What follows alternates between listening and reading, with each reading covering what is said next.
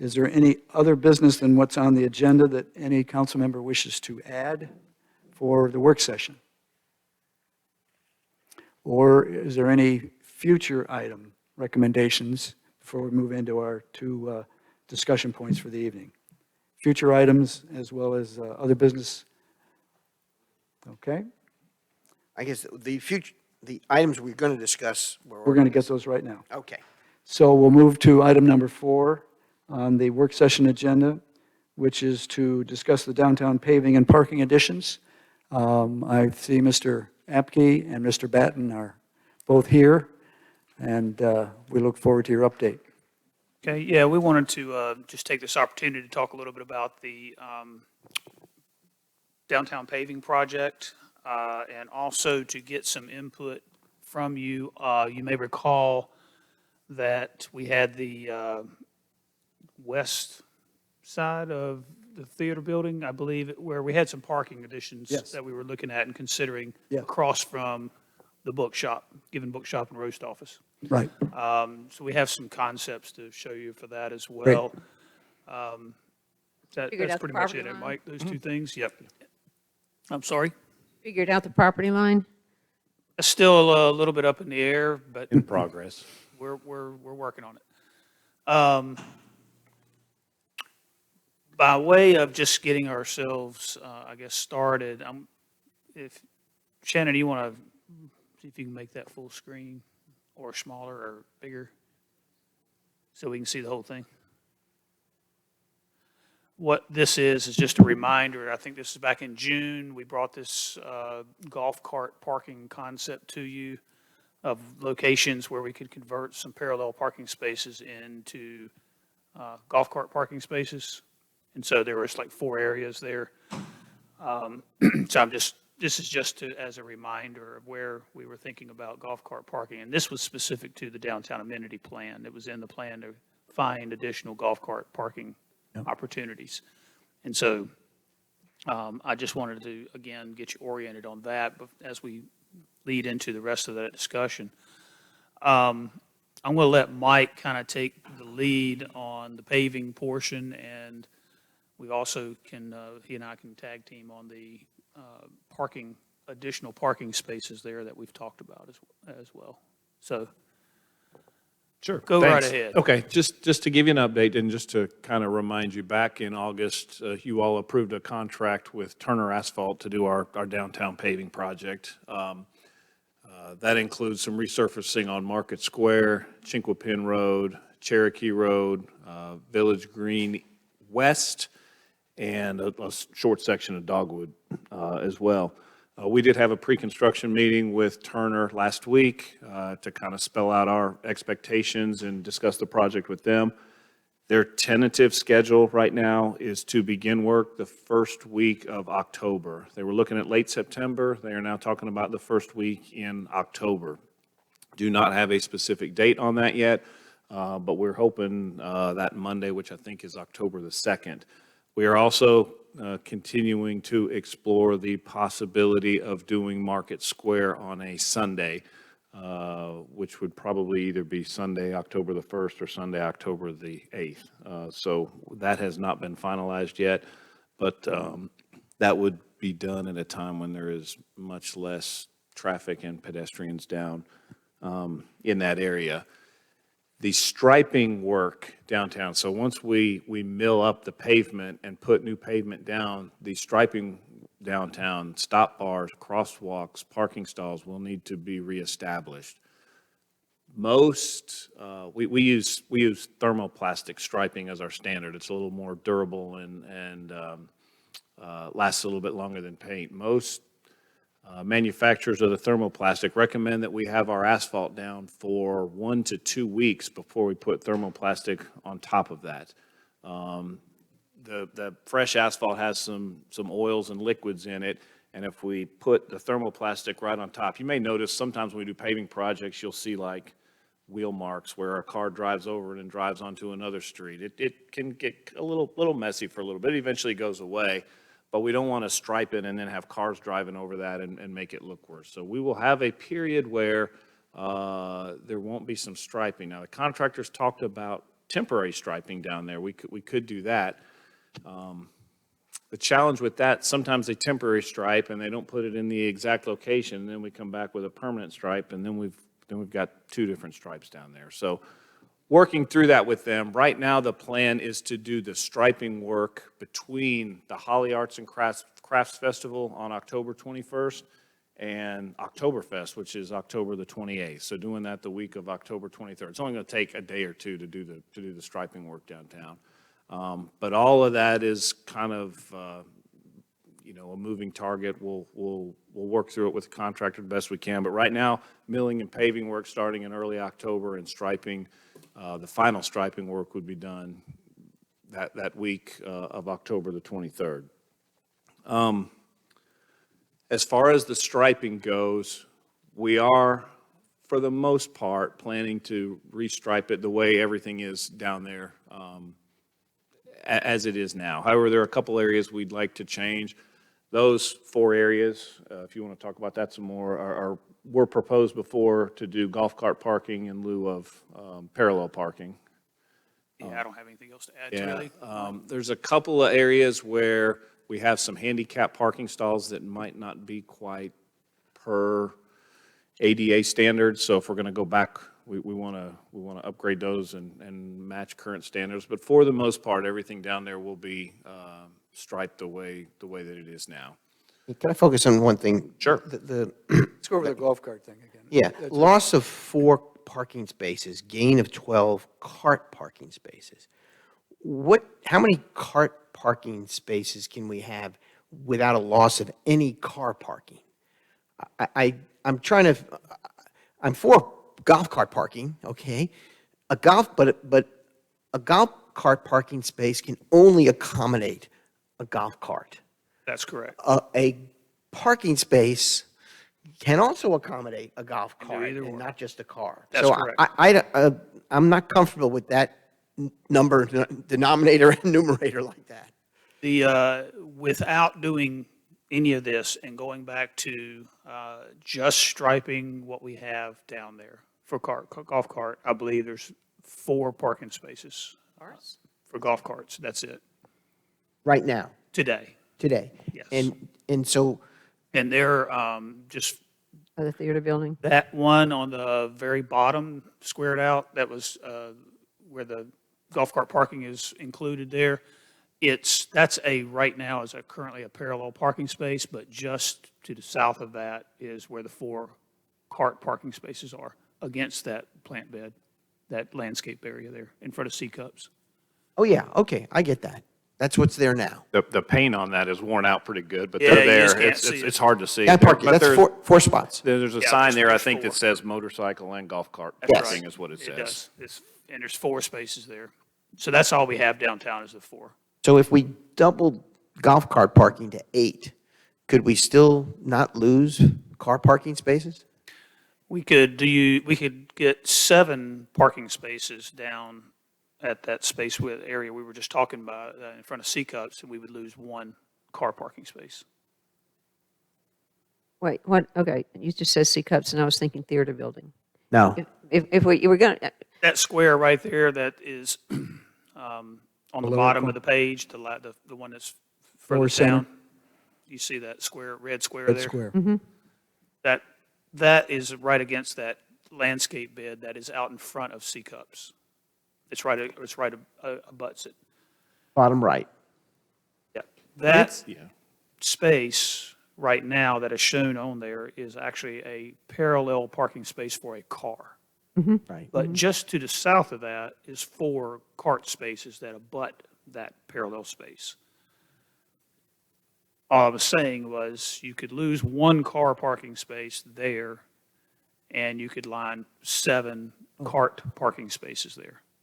The 4 existing and add the 3 is what you're Yes, saying, yes. 4 existing and add 3. You might actually get add 4. It's possible that it could actually be striped to add 4.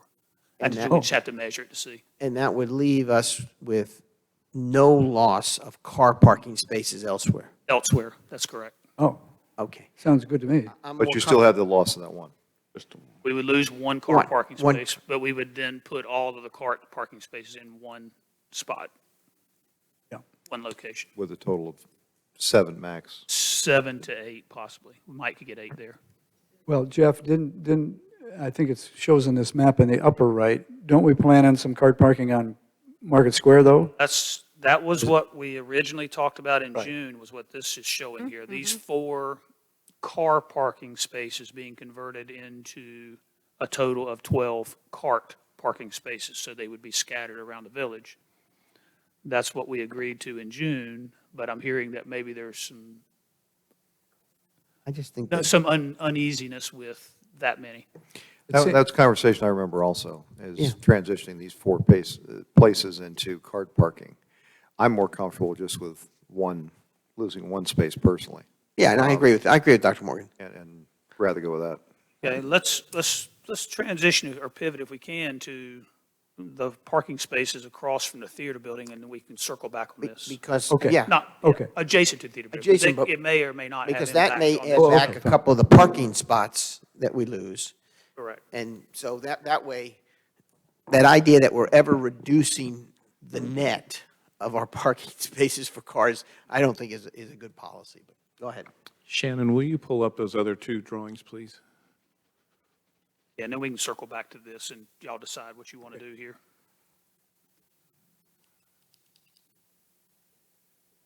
So that one's fine to start with. So this is the area, the bottom little triangle thing that goes up is actually the theater building there. So this is along Cherokee.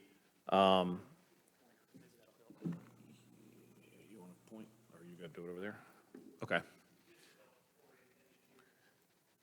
This is the little drop, the little half circle right there outside of the theater building. We had McGill Associates first off do a survey of that area to look and see what all we had. There's some utilities in that area, and also to try and figure out where the right-of-way is there. They are still, it is still a work in progress.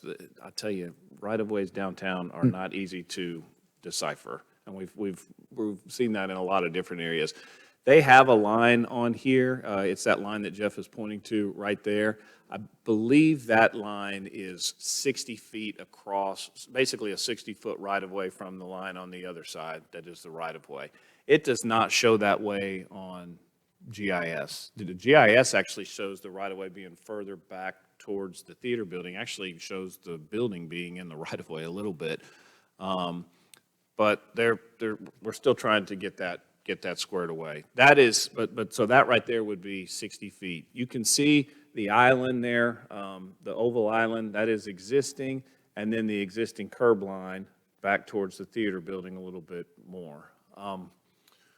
What we kind of tried to do here was just, and this is a schematic design, it was to try to figure out how many parking stalls we could get in there. So you can see the angled parking stalls that are in there. These would be car parking per our standards. We have 5 shown in there right now. We might be able to get a 6th one in down there. There is an existing storm drain curb inlet that we need to keep because it accepts water down in that area. So for now, we don't have a stall there. I think we can reasonably get 5 additional car parking spaces in there, possibly a 6th, or maybe down on the south area there, we could get a golf cart spot or 2 there as well, in addition to the 5 spaces. I'm comfortable with 5 and a golf cart. I'd rather us not squeeze something there. If it's a question of 4 or 5 and have 1 golf cart, I'm comfortable with that. I just don't want to shoehorn something in if we can do something appropriate. So the other option, which is on the other drawing there, just to show you this, go up to the top, Jeff. I think it's that one. Same area. This is if we did golf cart parking in that area, and we were actually able to squeeze, I believe, 11 angled golf cart parking spaces in there. That's a lot of golf carts. You know, Mike, you're talking about the right-of-way, and I remembered when we did Village Chapel, and we realized that Village Chapel owns their property out into the right-of-way. So, you know, what we were looking at there was the title, Village Chapel's title. What is the title for the theater buildings. I mean, you have some overlap here. You could have your right-of-way here, but you could have the adjacent building. And I bet you the adjacent building is going to say that what his title says is, so is there a conflict here between, Potentially, yeah. I mean, it's still trying to be ironed out as to where that right-of-way actually is located. well, but, I mean, okay, you got where the right-of-way is. Where does the title for the theater building say that theater building ends? I do not have that answer at this moment. But do you see why I think that's Oh, important? absolutely. No, I totally understand, yeah. But I don't know how we can design anything until we know the outer limits. Well, Of- and this is, again, this is schematic. I would agree with you on that. If we were going to do one of these options, we would need to get that resolved, obviously. The point what we were trying to do, how many spaces could we get here? We think we can get 11 golf cart parking spaces in here. That doesn't sound like that's good. We think we can probably get 5.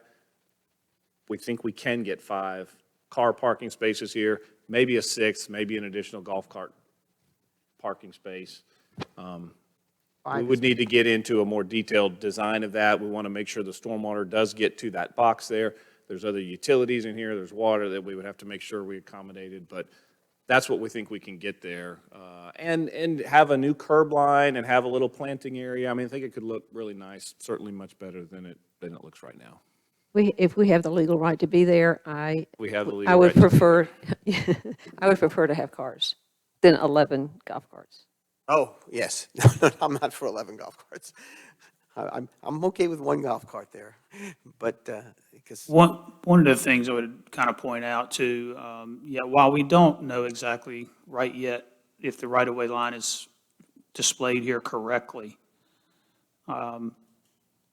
they did find one corner marker, and so they're sort of working off of that to start with until we can find the other corner marker, or possibly working through the deed document. Either way we've got this shown right now, we are further away from the building than it is today. So this is the curb line today. And That's the driveway right and the there. island, so this is the driveway Okay. that you come loop through. Here's the island that's there today. Here's the curb line that's there today. Okay. We would be moving further away from the theater building, further away, adding additional sidewalk, adding additional opportunity for landscape that is currently not there. So I think in general, if the right-of-way is off a little bit one way or the other, we probably still have enough room to make this happen, but we don't know that yet. That's very But- helpful. I kept thinking that sidewalk, I didn't realize that was a sidewalk that you were envisioning there. I thought that was part of the building. Yeah, this right here would be the existing sidewalk adjacent to the theater building. This would be a new sidewalk added. Yeah, this really is a completely redesign of that area. It is. It is. Attractive if you do the landscaping. It's just figuring out where the property line is. Well, though, what do we do about taking away the old funky charm of downtown core area Pinehurst in front of one of the iconic buildings? We're really making our own plan here now. We're Olmsted of the 21st century. Well, I like the flower bed better. But I said the last time we discussed this, I like the flower bed better, but I lost that discussion, and let's move it to parking spaces. Now, if you're going to talk about parking spaces, I prefer cars versus golf carts, but I still go back to the charm that we're talking about there, and yeah, you're changing it. I like the flower beds better. what if that's a very pretty garden? Understand, I never have heard any downtown business person say to me, we need more gardens down there, okay? I'm not sure about that. I've never heard, nobody said to me, listen, you got to put some more gardens down They there. wouldn't Don't want- worry about parking. Don't worry about parking. Beautification is something they've talked about. Beautification is different from, No, they do. That's what we're addressing here. but parking is, I hear that more than I hear anything else. They wanted plantings over on Market Square. That we said, do you want us to take out parking spaces for plantings? No. No. Here we I can have think both. I think anytime we can add a few more parking spots downtown, we were one time going to put a big garage downtown somewhere. A few more parking spots, they may have an impact. I would note too that the two shaded areas there, the one right there and the one where Jeff was before, does create some opportunities for Yeah. beautification, Landscape. planting areas. Great. Landscaping, more so than there is there right now. This is the old curb line. Right. Our existing curb line, I guess I should say. So you can see we're actually increasing the size of this plant bed to be this larger, this much larger, this portion here. How much of this needs to be resolved before we begin the paving in early October? We're not going to get it resolved before that.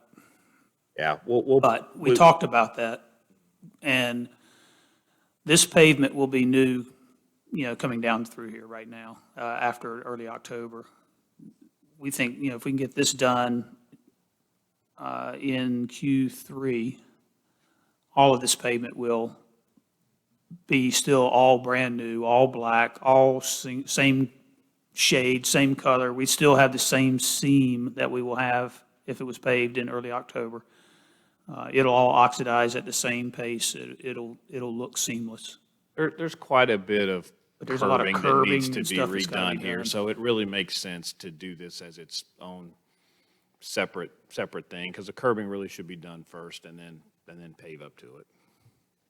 While it's on my mind, and I'm jumping off a little bit off the topic with the putting the striping in, and Kristen, you're sitting there, I think the name of the game there is communicate. I mean, I think we had a project one time and you communicated every day. You had pictures. I think people need to see what we're doing and need to know that the lines aren't going to be in for a while. And so that's going to be pretty dramatic to not have any lines in parking spaces.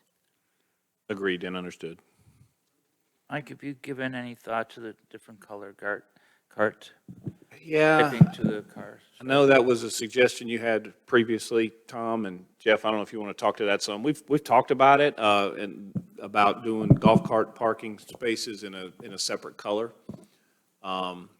Did a little bit of research on that. I mean, some places use yellow paint for their golf cart parking spaces. I kind of think yellow sometimes gives the impression, don't park here. So we've talked about it. I don't know that we've come up with a conclusion on it. Now, we haven't come up with a conclusion, but we have discussed it. And as Mike said, we've looked at what some other places are doing, and the yellow seems to be the one that you've seen, and that's kind of contrary to the way we use the yellow. So I'm not sure what other color stands out on the pavement well enough. Nobody uses green. Have not seen that. We do have some green markings that we actually put on our yard to get to our glass facility. They don't stand out very much as I would have liked them to. We could look at that, but I wasn't real. I was hoping they would stand out a little bit more. We've got some arrows that direct people back to the glass facility, but they're kind of hard to see. I mean, if you're a golf cart driver, once you know where it is and it's green, if that becomes the color and you're driving your golf cart, Yeah. it just becomes a default in your mind as to where. We've also, contemplated, a stencil of a golf cart or Oh, yeah. lettering of golf cart, That's that kind of interesting thing. idea. Good idea, Some too. other way to potentially designate it. It's a real good idea. I like that idea. Repeat that idea? Stencil of a golf cart. Stenciling onto the Stenciling pavement, of a car on the, like a yeah. golf cart But keep emblem or. as opposed to color on the striping. Yeah, I would say. potentially, yeah. Yeah, that makes more sense to me. And since we're Lot of kind of sense. going to be at this juncture, sounds like mostly in one location, with the exception possibly of this south end having the capability of one or two carts, they're going to be clustered together. Yeah. Assuming that's the direction y'all want to go, is just keep those together in one location and don't spread out the cart parking like we looked at on the first slide that we pulled up.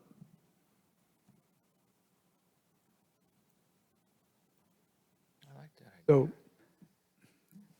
if we like this project, it's not going to happen right away. It'll be a secondary, even tertiary redesign.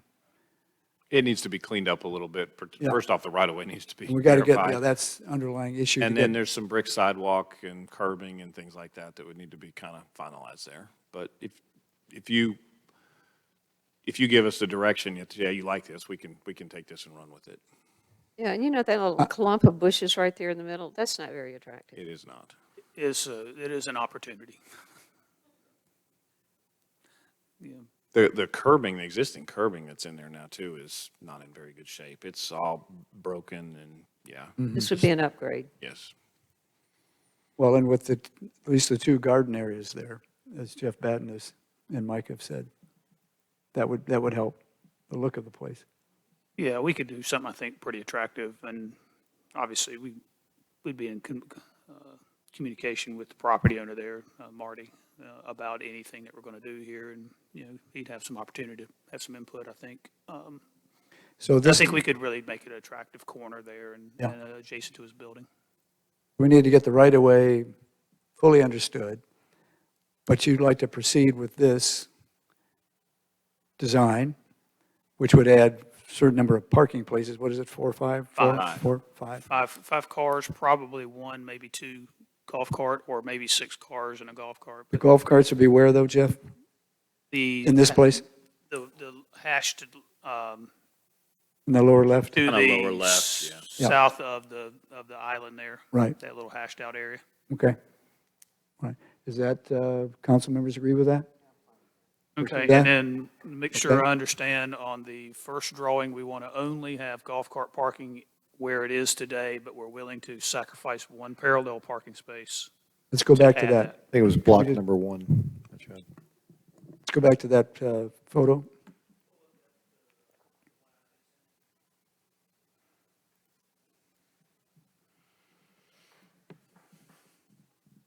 Perfect. Yeah, so we were looking at right here.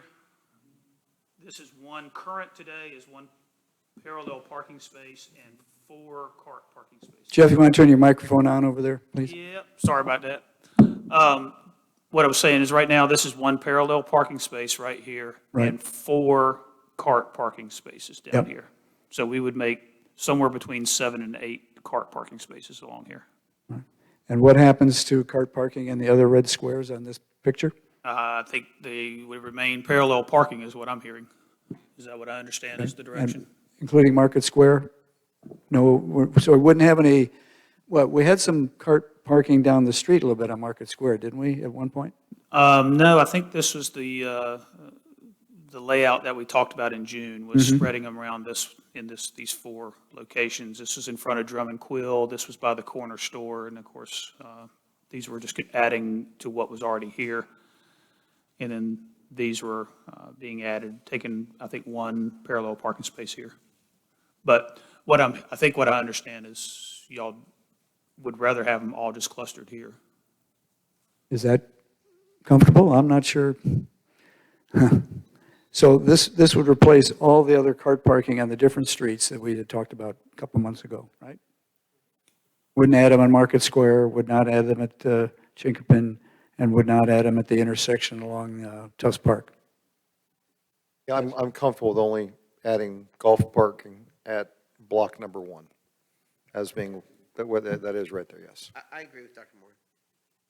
You're uncomfortable with adding cart parking right? I am comfortable Oh, okay, yeah. with changing the lower block Got it. to cart parking. There is a number 1 in that block, and that's why I refer to it as 1. That right there is actually a shadow, but it looks like a number 1. It does look like a number 1. Block number 1. But therefore not adding cart parking anywhere else, right? So we're not, no feeling to add car parking on the other streets, 1 or 2 here or there. I seem to think that for some reason, we liked it on Market Square right there at the corner store, but My discussion in the past was if it's working out great and we get them filled, that kind of stuff, we can certainly make more changes to it later. But at the start here, I don't think it's appropriate to go with 4 of them. Yeah. I'd rather just go with 1. Agree with that, yeah. And we can still make changes. We're not locked in. Okay?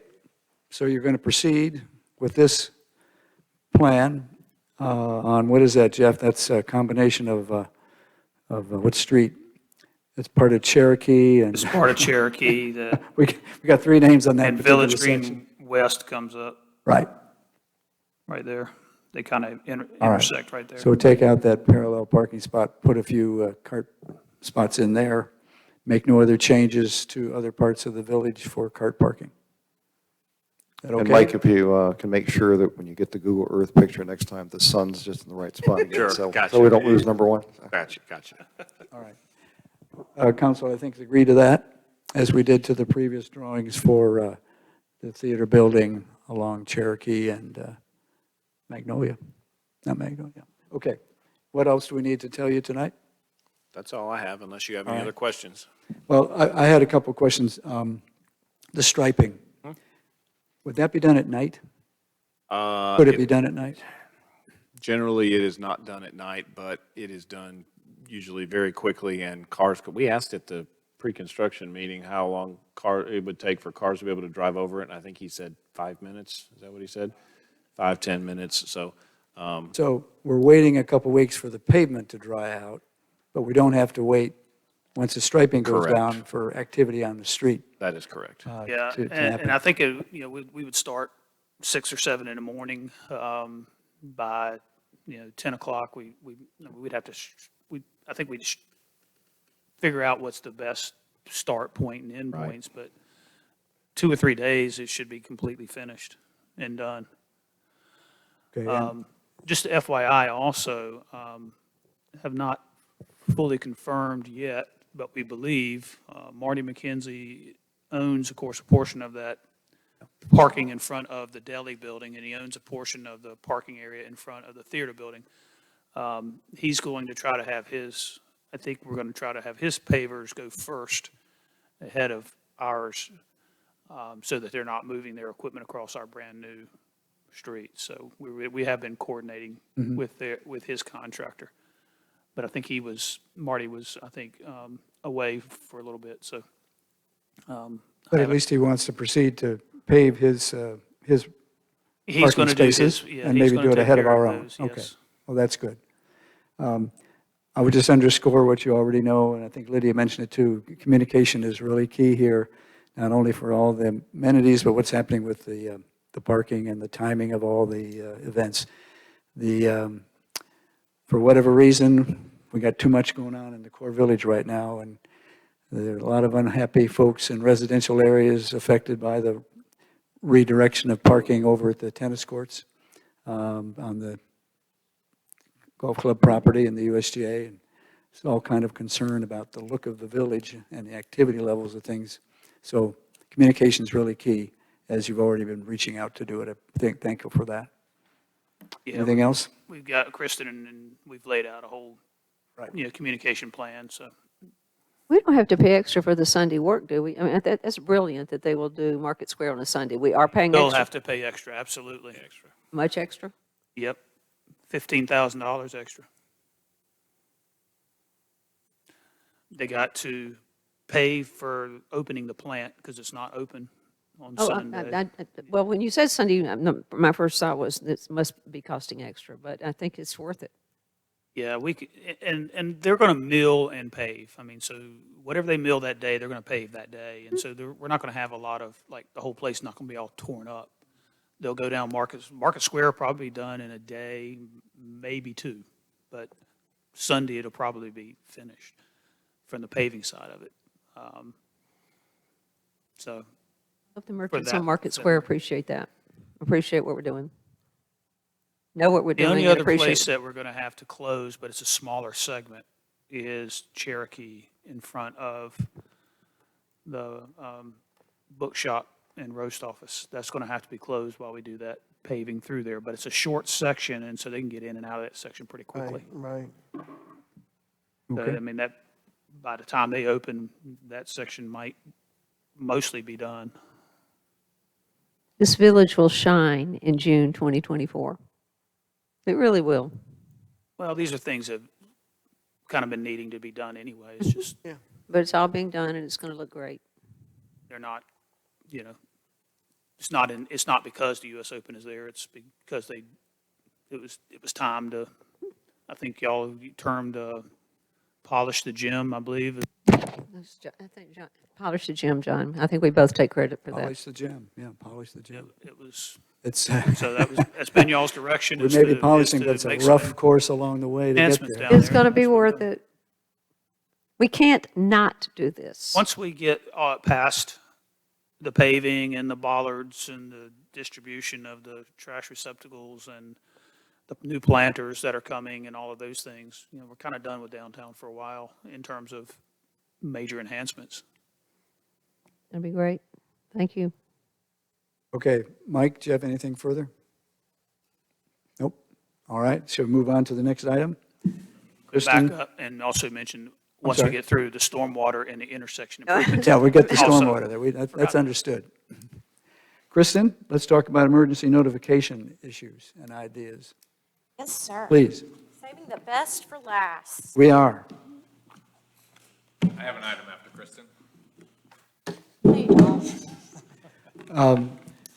I'm sure this was in everybody's mind, but certainly it began to occur to me during the summer that we had our power outage of December 2022. And then all of a sudden we had a water outage in the summer. And it sort of seemed to me that if there's a third strike coming, we want to be even more prepared. And that this was a good time to focus on all the networks we have that we're trying to communicate with people, the opportunities to enhance those networks, the responsibilities of citizens to help us, help them by their signing up for these various communication systems that we have. And the idea tonight was to hear a bit from Kristen, but also to pass on any suggestions or ideas or questions so they can be researched and come back with a report on what we can do to make our communication system, emergency communication system better. So Kristen, well, thank you for your ideas. Doug, thank you too. Thank Go you, right ahead. Mayor.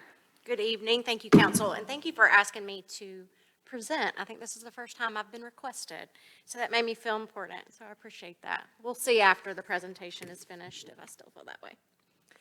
So communication, I've been doing this my entire At the village council you're looking at there, or what is it? No, that is not the village council.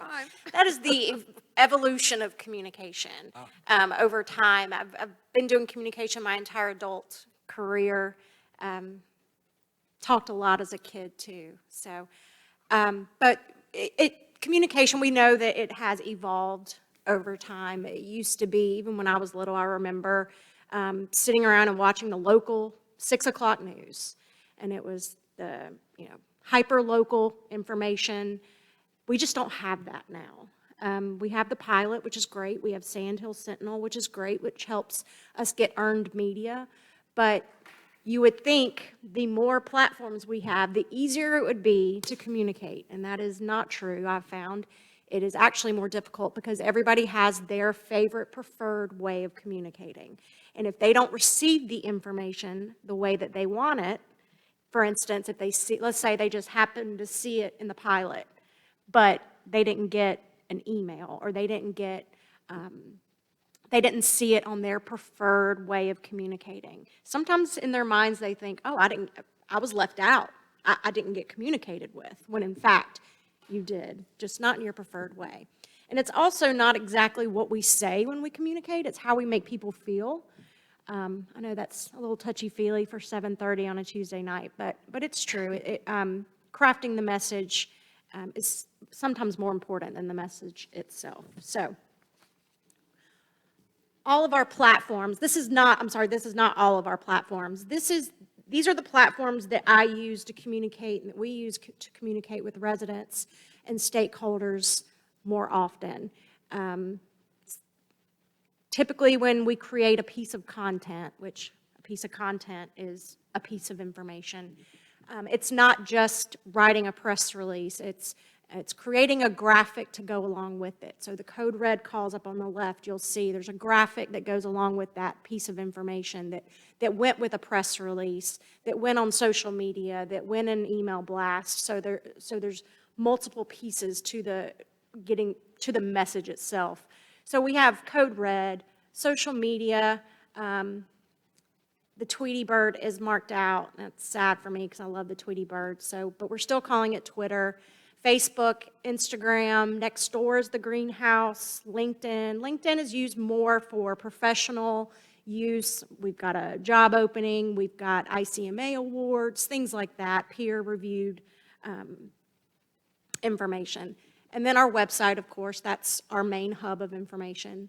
Press releases, we send those out, and we've got a matrix in our external communication policy that really lays out when we do what and when we communicate what and on what platform. So I always like to remind myself to go through that policy and make sure that we are aligning with our external communications policy.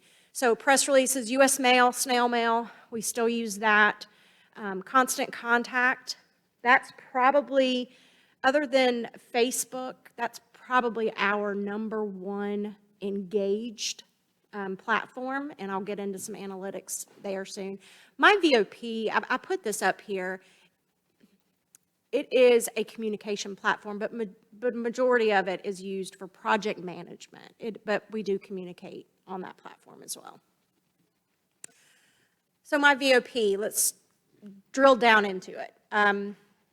We have had, since we launched in 2016, 5,500 people actually download the application to their smart devices. So that means it's in their phone, on their home screen, on their phone. They can immediately get to that application. That does not mean that you cannot use MyVOP without the app. People still use it on the web-based platform. It's just easier to hit it on the app if you need it. Since launching, this actually was incredible to me. We have had more than 43,000 requests entered into MyVOP and responded to. Give or take 15 or 20 that probably just came in. And that counts internal request as well, but to me that is just an incredible number. Again, it is a project management driven tool versus a communication tool. Every department uses this internally as well. Our website. This is a snapshot of 1 month. I just picked a month, May. The number to look at, that I look at, is the sessions number. You'll see it's 24,000. Typically, we average between 19,000 and 27,000 sessions a month. So this is 1 month in May. We had 24,000 people have a session on our website. What that means, they go to it, they look for a piece of information, they find it, they get sent to another site. We have 24,000 of those in 1 month. May is usually higher. I did pick that one because it's higher. Because we do, people are very interested in the budget process. And that is a big month for budget information. For end of fiscal year, I do find that May is, and we've got a lot of fun events going on, so people like to look at our calendars. Remind me of bounce rate. What does that tell us? Bounce rate is if somebody timed out, that's on their end, not our end. So they lost their connection. Do you hear that, Jason? Bounce rate? I thought a bounce rate was that they hit it but then left it quickly because it was like they erroneously hit the wrong thing. Oh. And it's like, okay, I'm not That's going to see it bounce interesting. out. I thought that, and I will look have that to up. look it up, but that's what I thought bounce rate was. Okay, I will look that up. On bounce rate, typically on constant contact and things like that are either the network, there was a network failure of some type, like or their mailboxes were full and it bounced out. I think what I'm seeing is the bounce rate shows that if someone visits the website, goes to a page, and immediately bounces back to the home page or their search results without going any further, they call that a bounce. Oh. For exactly what that So tells they're us. not but leaving our site, they're going, Like they hit once, then they jump back to the, they're staying on our site, but they're jumping from page, they're bouncing back. So for I can blog.hubspot, they say the website bounce rate is the percentage of people who land on a page on your website then leave. They don't click on anything else or visit a second page on the site. It's like go in there and So they leave. Well, there you go, leave. they leave. Well, Session, is that 1 hour and 28 minutes or a minute and no, 20? that's a minute. Okay, So minute, the minute, sorry. average session duration is, they get on there, they look at a date, they get on there, they download a agenda or minutes and get off. Social media. We have a very robust social media. If you're not following us, I highly recommend it. You'll find that we have some really fun engagement on our social media sites. Sometimes it can get what social media is, but for the most part, our residents are, in our community, they're lovely to engage with on social. We have 19,000 followers on Facebook, which I've worked in large municipalities, large counties. This is the largest and the most engaged audience I've ever been a part of. So You know, Kristen, there's another Facebook page that looks like it's the Village of Pinehurst, but it's not. it's a location page. What's that? So and you'll notice that the Pinehurst Police Department has one, the fire department has one. Anytime Google will populate a address or like someone checks in there, it creates a location page. So it's kind of like a review page, sometimes it changes. Facebook sometimes cracks down on them, removes people from being able to contact or post information, because you'll notice that in order to be official, we have a blue check mark. So that is how you know that we are official on Facebook and it's not a location page. Real quick, the two communities I managed in Massachusetts, our Facebook followers were like 3,000 people for about 18,000 residents. So Yes. this really is amazing. It is. And, you know, a lot of people, it's for golf, but what I've found is unless we don't post about golf, like I post about, you know, welcome ladies to the US Open. You know, I do like welcome when we've got big tournaments in town, but we're not a golf page. So you would think that people would start unfollowing us if the information wasn't valuable to them, or so they're not looking for tee times when they're liking our Facebook page. Instagram and Twitter, you know, they're slower, but Instagram is more for photos and photo heavy, and we do Instagram as well, but it's not for sharing links, sharing how to apply for a board position. It's getting people interested and then sending them over to the website in a story or a highlight, which I won't get into that. Kristen, I'm beating this dead horse. Okay, on Facebook, there's a Village of Pinehurst, and it says it's a public group. It has 2,600 members. So that's a private group. But see, that's confusing to me, because somebody who's looking for the Village of Pinehurst might think this is our official site, and it's got an administrator. I don't even know who this person is. It says this group is for businesses located in the Village of Pinehurst and surrounding towns. And it's just confusing to me that somebody else can take Village of Pinehurst and use that and make it look like an official Village of Pinehurst, but It's legit. I mean, we had the same thing with the Village of Pinehurst Family Day at the Fair Barn a couple years ago, which wasn't our event. But we can trademark our logo. We can't trademark the city of, the town of. But people that are savvy, and I understand that not everybody is going to understand that, but when you see it's a private group and you have to actually join, to me, I'd be like, oh, I'm not in the right place.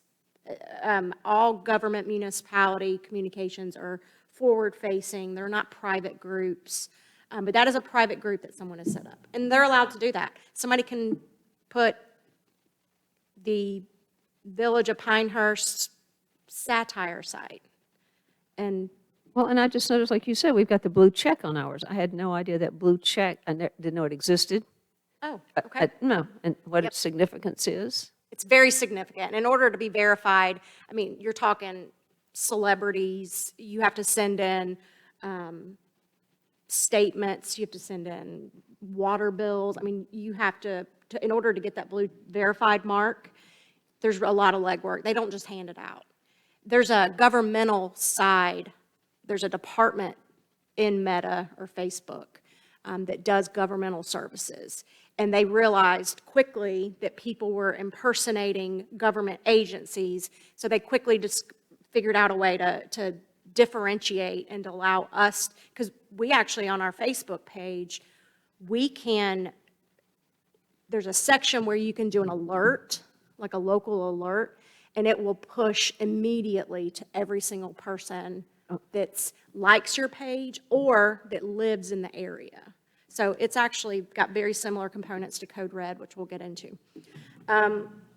We already talked about LinkedIn. It's for professionals mainly. We share a lot of our good news, successes. Nextdoor, we are on Nextdoor as much as possible, but we know how sometimes those conversations can go. But from my experience so far, everybody's really appreciated the information that they've gotten. Are there no metrics for Nextdoor? No, there are no metrics for Nextdoor because it's not set up that way. Now, I get metrics on when I post something, they'll tell me how many people saw it, but it's not set up for me to have like a Village of Pinehurst page. It's set up for neighbors. As a matter of fact, I have it to where my username is like Kristen VOP Communications. It's not even like my personal. U.S. mail, we do send out snail mail, and we are about to, folks will get in their mailboxes in October, the newsletter. It is the most expensive option, but it is the most consistent option, and it gets the message in the hands. We're just Our hoping. survey says it's, after the pilot, it's one of the most used ones, right? It is, yes. I haven't seen the new survey results yet, but it's but we also have different types of newsletters that go out. But I haven't seen the data yet on that, Patrick.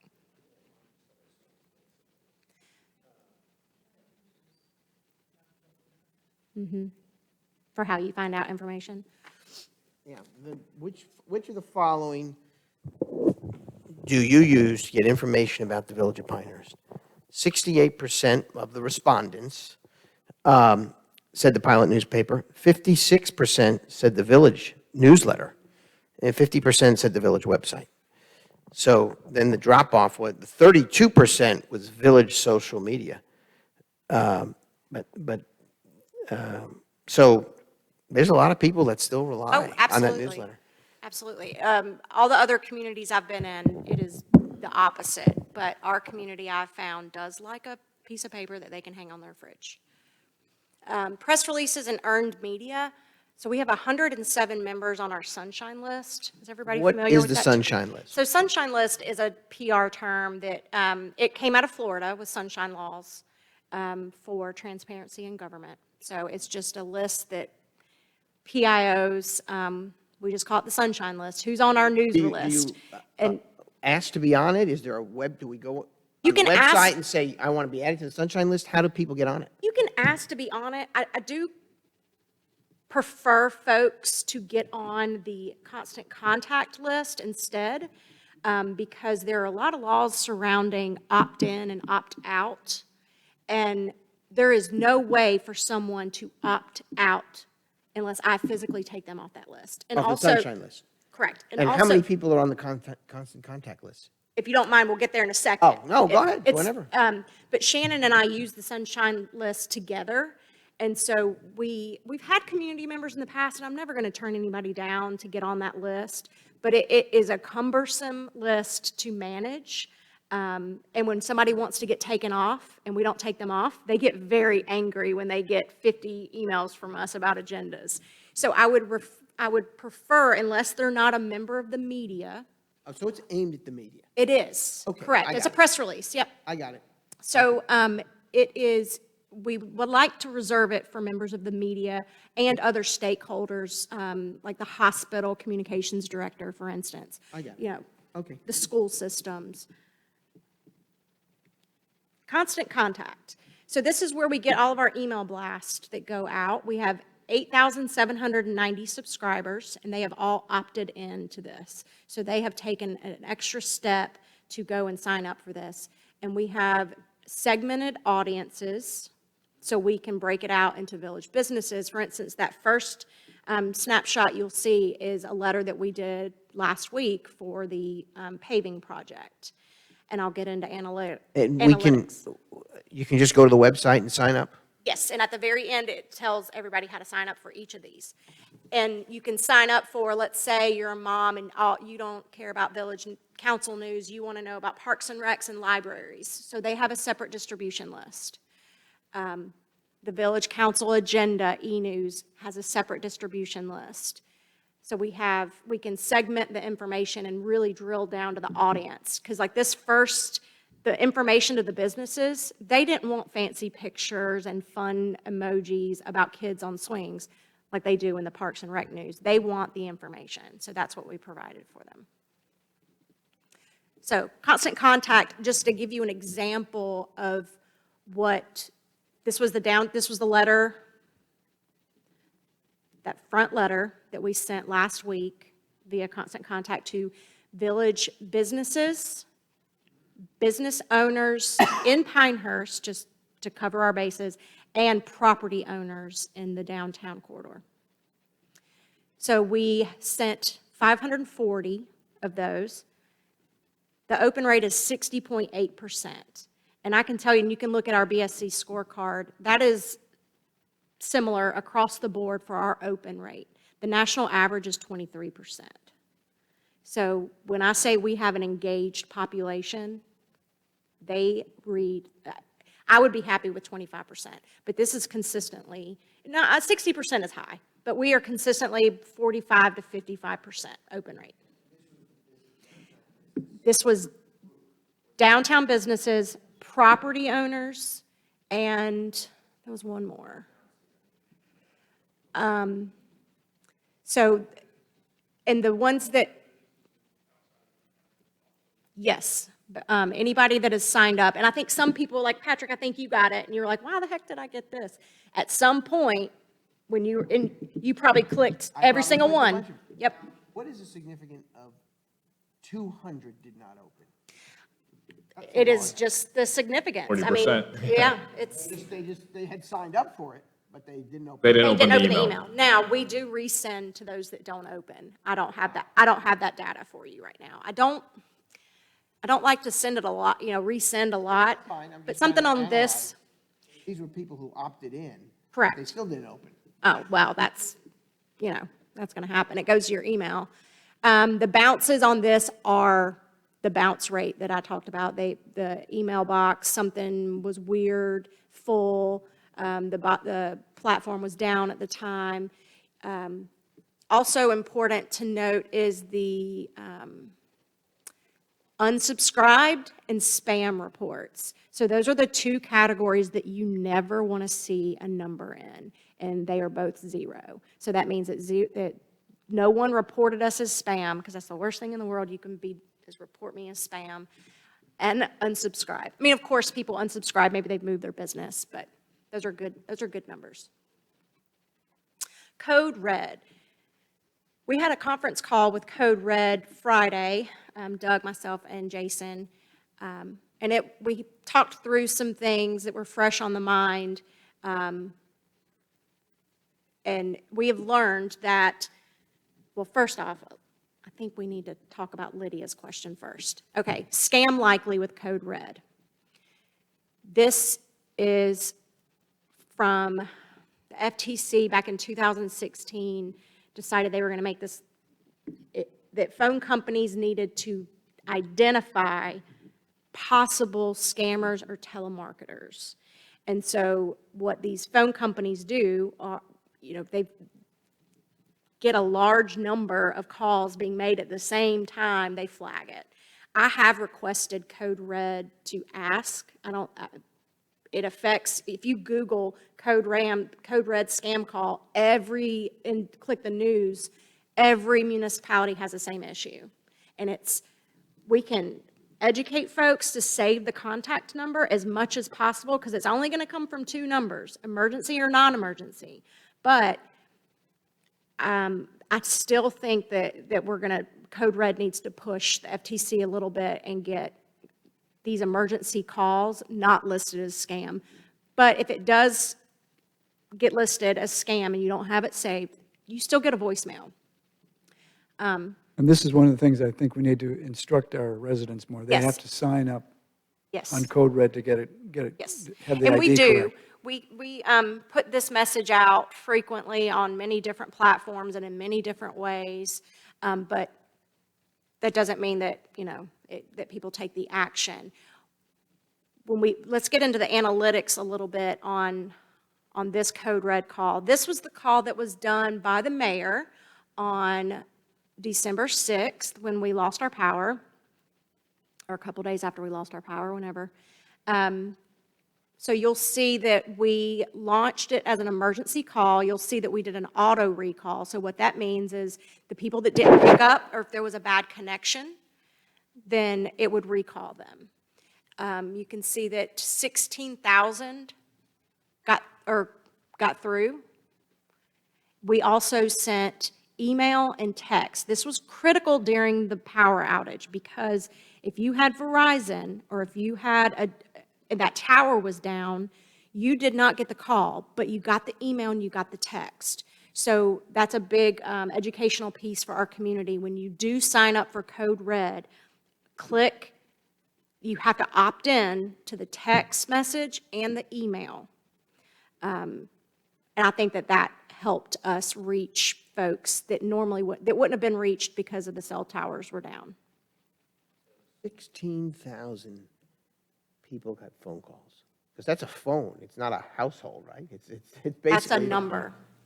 So that's, I mean, we have It 18,000 works. residents, for Right. God's sakes. And that's why I wanted to show you this particular one, because we have all these redundancies, because not one system, one platform is not going to work 100% of the time. So we have built in these redundancies to make sure that we are doing the best we can at notifying as many people as possible.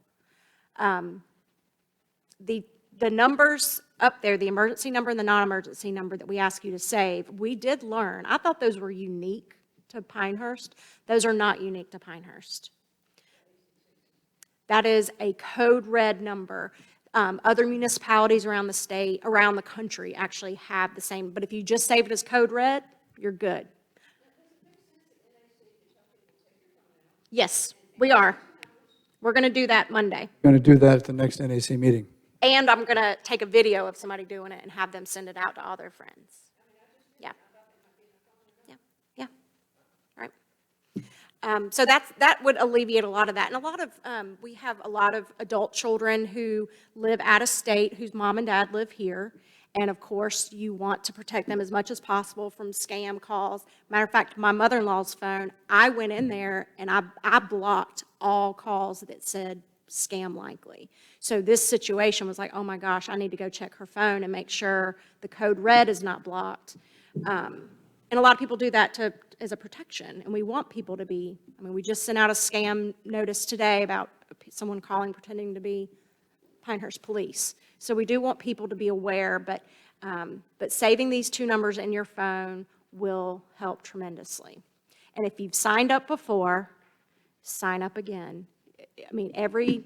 Just to make sure that you're signed up, just go and do it. If you think you've done it in another municipality, just do it on our website and opt in for the email and the text. That's key.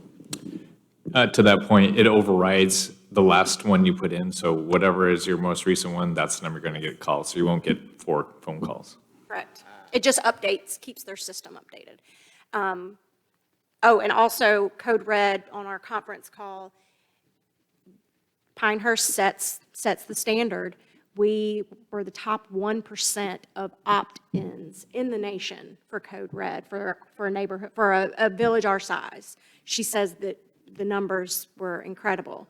And because it's an emergency system, I'm not able to go into the back end and play around and look at people who have subscribed because it's an emergency system. So I'm not allowed to do that. But she says that we have no problem with our residents opting into this.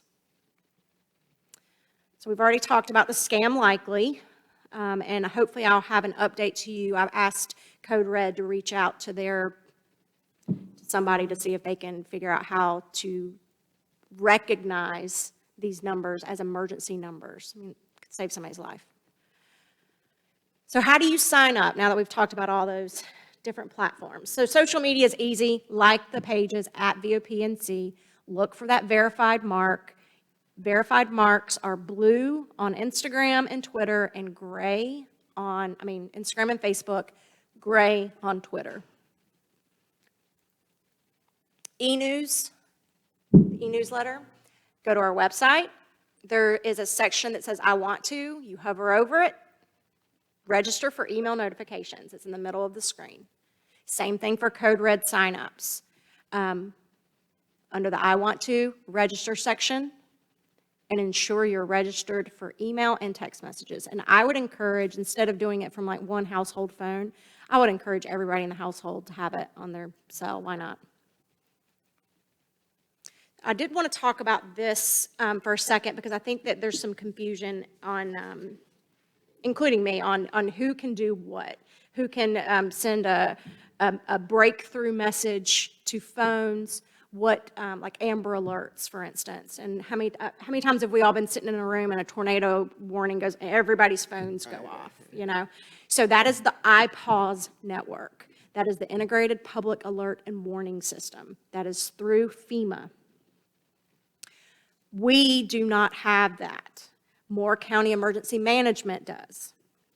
They are authorized to send out iPause. So I talked to Chief Cole earlier tonight. He's going to set up a meeting with us and Moore County Emergency Management to make sure that we are all trained up on the procedures on how to do that if we needed to. If we needed to send out an Amber Alert, if we needed to send out something that pushed immediately to everyone's phone, Moore County has the capability to do that.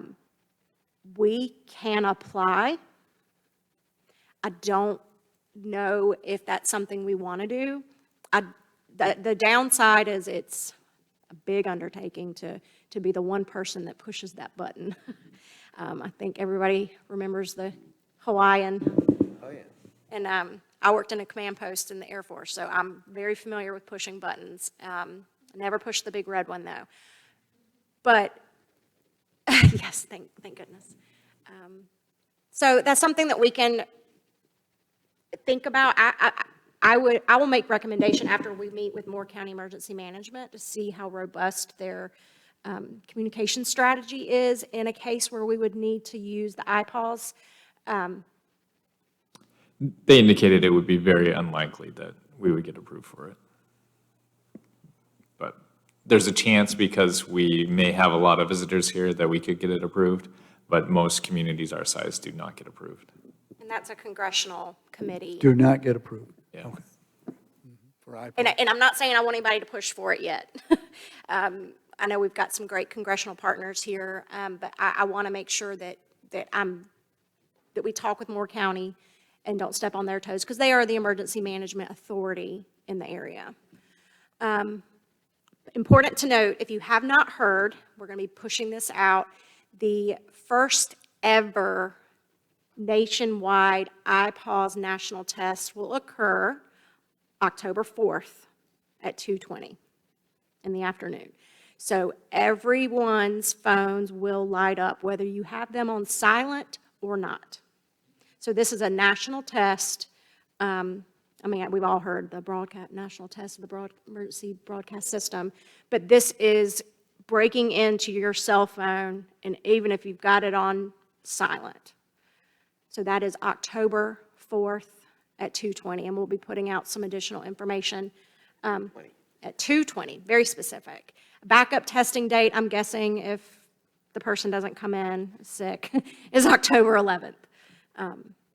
So if we want to test something that day, that might be good to partner, not at the same time, of course, maybe morning, but just to establish some trust with our residents. I do feel like we do not have an issue with emergency communications personally.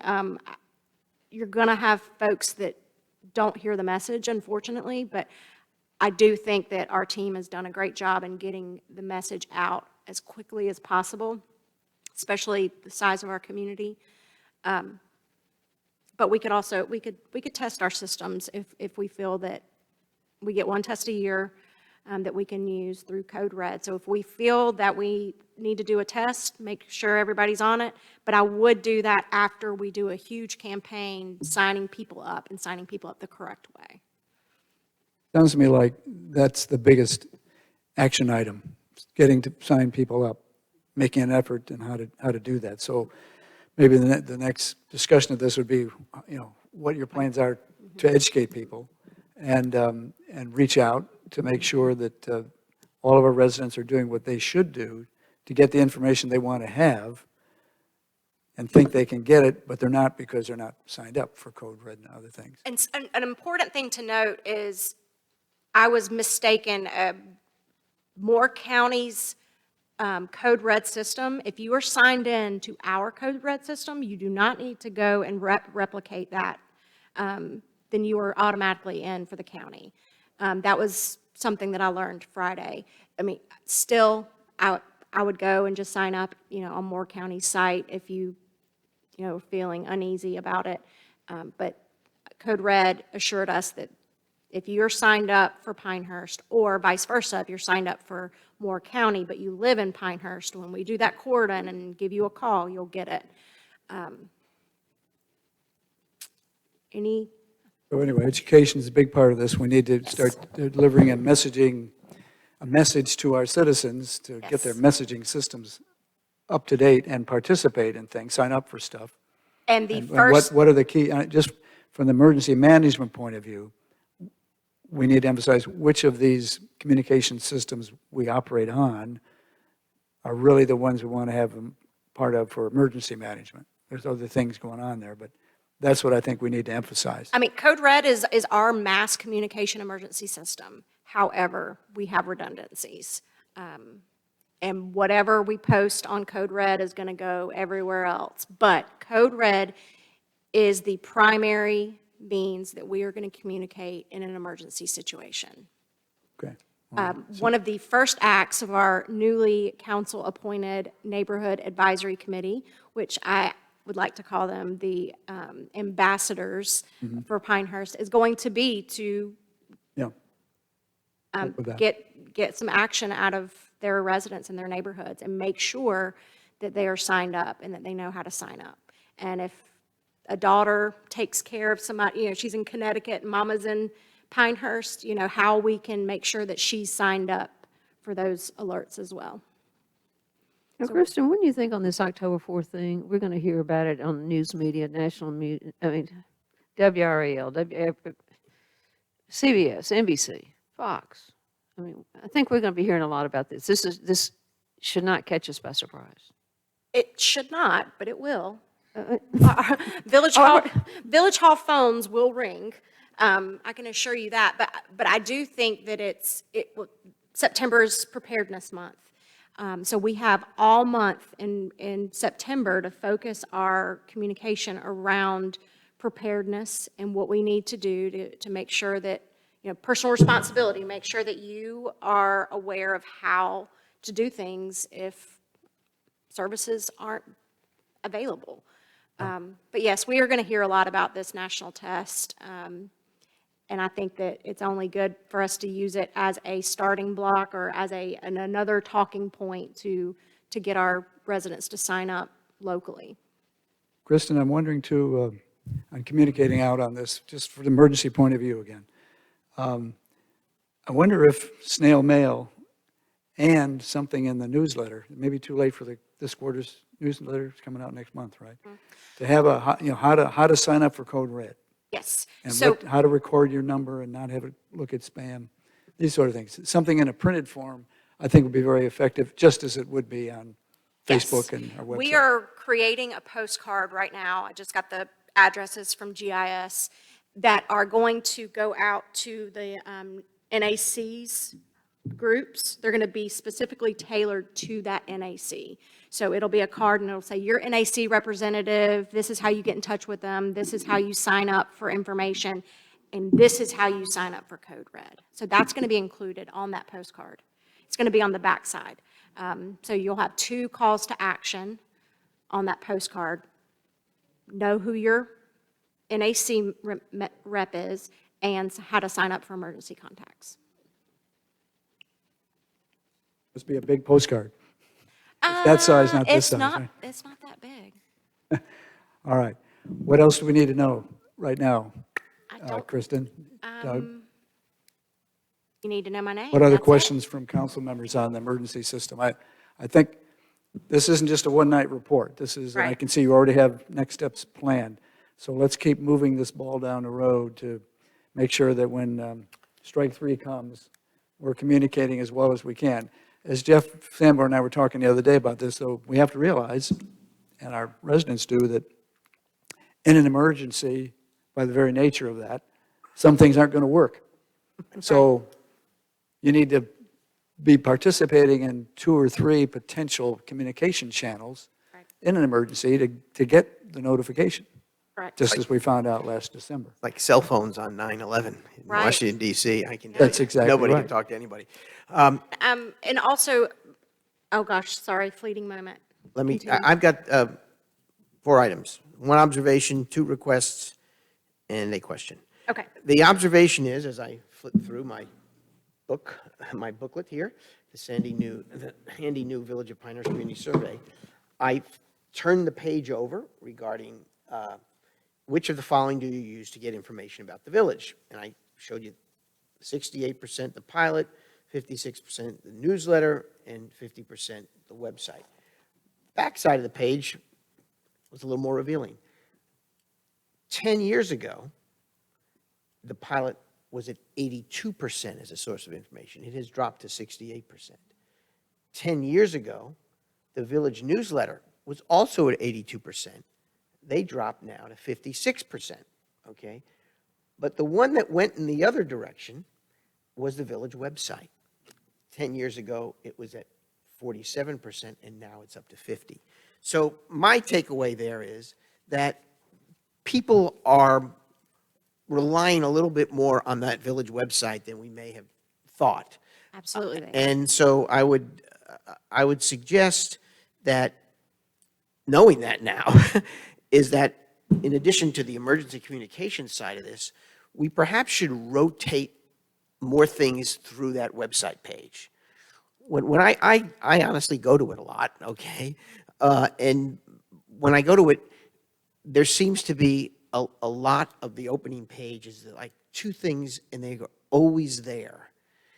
Rather on the home page, rather than a few more things that I might, because I get to the point where I'm sort of numb that here's how to look up this, go to the strategic operating plan again, okay? Now, maybe it's because I've read the strategic operating plan, and everybody else is, grabbing onto it. But I just think if this is true that people are going to the website, just give them a little more news there on the front page that may make them think there's, I rotate them out once a week. yeah, well, I think you're hitting it the same day. I must be. But you have more information in your website than people realize. Correct. we And do. so I think the more they learn about that, they may then just go right to it rather than waiting for it. So anyway, Right. that's just a request on that. Okay. You already mentioned you're going to come to the NAC, and I think that's really important. This presentation or some part of it or something. I'm the liaison now. Okay, well, there So you I'll go. be there every time. There you go. And the last thing I have, which is the type of question you're going to get, is basically it comes under the heading of what happened with the Moore County boiling water recommendation? Because what happened to the old-fashioned, the PIO in Moore County picks up the phone. They don't have a PIO. Whatever they have. Somebody's in charge of communication. Somebody's got to be in charge of it. And picks up the phone or sends an email to the other 5 communication people in the county and say, hey, look, we got this thing. We're recommending boiling water. It wasn't a requirement. From what I understand, they may have first went to the resort on this. And the resort said, it might be wiser if you said recommendation than requirement, okay, unless you feel so strongly about this. And it ended up coming to recommendation. So that's the common question, because I know that morning I had breakfast with somebody, and about 2 hours later, I get an email from this person, lives in the village, knowledgeable guy, and he has forwarded me the Moore County announcement. I opened it up. I immediately sent it to my colleagues. But that was the first I heard about it, and I think it's the first my colleagues heard about it. And so I'm thinking somewhere, and then, of course, the thing kept taking off, and everybody's jumping on bandwagons and shouting. But I don't know. The question's going to be, what happened that morning? And I understand that's going to be the question. I'm not going to be able to answer that. That's going to be, that's something that Moore County, You got to deal with it. Yeah. yes. And also, when we meet with the emergency manager whenever whenever Chief Cole sets that up, that's going to be a question I'm going to ask. I'm going to ask what the communication strategy is when there's an emergency and it affects residents in Pinehurst. That's going to be my first question. I think we. And unfortunately, I am the only PIO in the county. No other municipality has a PIO. So if you have colleagues in other municipalities, encourage them to hire a public information officer, because we really do need it. One of the things that's maybe part of our education process is that we're only as good as the information we receive from the sources and places that are responsible for the emergency. And that was the big issue during the water outage, that the county was not saying anything to anybody for a day, and then it was very confusing the next few hours of the following day until they got it straightened out. But not all of our people understand that. They think it's coming from the village. Correct. And the village ought to be telling me this, or the village suggested this on boiling or not, but what do I really do? So that's another part of Residents in municipal areas typically do not care who provides the service until it stops happening, until there's an issue with it. And yes, we have an obligation to our residents. It was frustrating not to be able to answer all their questions and to pass them off onto another service. But we didn't have the answers at that time. So I think that it's a learning for both Moore County and us on how we're going to proceed forward with emergency communications. What other questions for Kristen or Doug? Again, my focus has been get our emergency management piece of the communication pie together. So this has been very helpful tonight, and I'm glad of the action steps. I look forward to seeing the progress on it. I think, Lydia, you were saying something? I was just going to say, good job on your first presentation. Oh, thank you. Actually, I think it was my second. I Hey, lied. good job. Good job. Thank you. Thank you. Any other Seeing questions? no other questions for Doug or Kristen. Anything then to add for other work session items in the future? All right. Any other business to transact? Is there a motion to adjourn the work session? Congratulations on motion your to adjourn the retirement, work session. Dr. Morgan. I'm sorry, Kristen? Dr. Morgan retired from the military today. Actually, no, I'm a partial retirement from the VA. I retired from the military. Communication fell through here, Fell through. okay? I mean, So- this so- is a perfect example. We would have been making news about this guy, and it wasn't true. So what did you retire from today? From the VA, and I went down just 2 days a week on there. Congratulations. So thank you, appreciate it. I retired from the military in 2017. Oh, well, I'm a little late for that. That's okay. Tom, would you like a motion? I think we have a motion on the floor. Yes, Motion made by I'm Pasella. trying to make a motion. I think you did. To adjourn the regular meeting. This is work session, we're adjourning. Motion to adjourn the work session. I apologize. Second. There we go. Motion by Pat Pizzella and a second by Lydia Bosch to close the work session. Is there Aye. any, all in favor say aye? Aye, aye. Any opposed? Hearing none. The motion carries. Thank you very much. Our meetings are ended.